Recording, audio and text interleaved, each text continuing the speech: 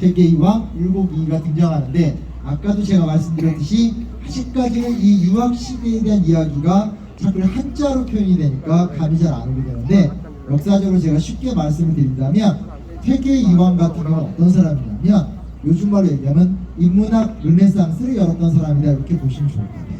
멀지 않은 곳이 멀다고 해야 되나요? 그 이제 안동에 가면 도산 서원이 있잖아요. 지금 우리가 가서 보는 도산 서원은 그 퇴계이왕이 죽은 다음에 확장이 된 거고요. 실제로 살아있었을 땐 10평짜리 도산 서당이라는 공간을 지었고, 50세가 되는 해에 낙향을 해서 신분과 지위를 막론하고 가르침을 배우고 싶어하는 사람들을 계속 길러냈어요.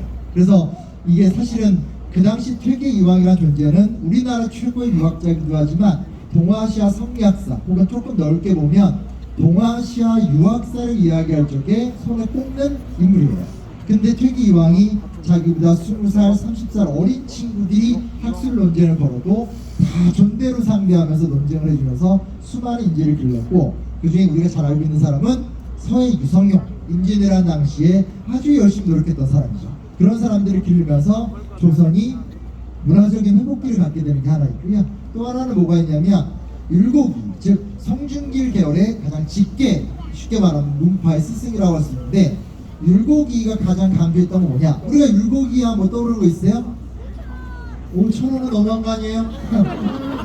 아, 돈으로 가지 맙시다. 동춘현 선생님께서 화내실 거예요. 신만양명설 들어보신 적 있죠? 근데 신만양명설을 이야기한 핵심의 본질은 뭐냐면 군대를 10만 명을 만들자, 이것이 아니라 그가 강조했던 가치가 실질이라는 말입니다. 그게 무슨 얘기냐? 실질적으로 변화를 일으켜야지만 백성들이 행복할 수 있다. 아까도 보면 모든 걸 다 잃은 상태에서 동춘당이 백성을 보면서 희망을 갖게 되잖아요. 똑같아요.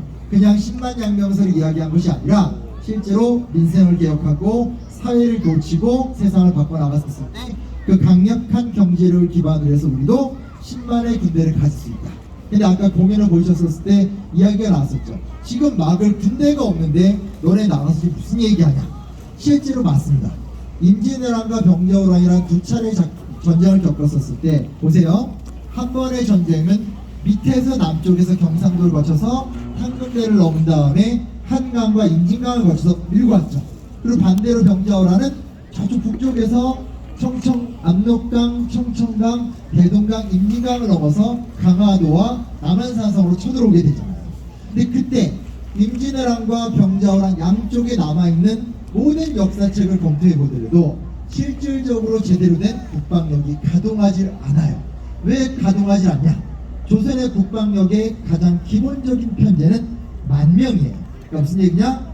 만명의 부대를 갖고 강을 기준으로, 우리나라 강은 가로로 흐르잖아요. 그렇죠? 혹은 강이 아니면 높은 울령들이 있기 때문에 거기를 제대로 치는지, 여튼 간에 가로선을 기준으로 해서 만명의 부대가 막는 건데, 임진왜란 때부터 조금 우리 전에 이야기했던 우리 이야기의 배경이 되는 병자호란까지 단 한 번도 만명의 병사를 갖고 작전을 진행한 적이 한 번도 없어요.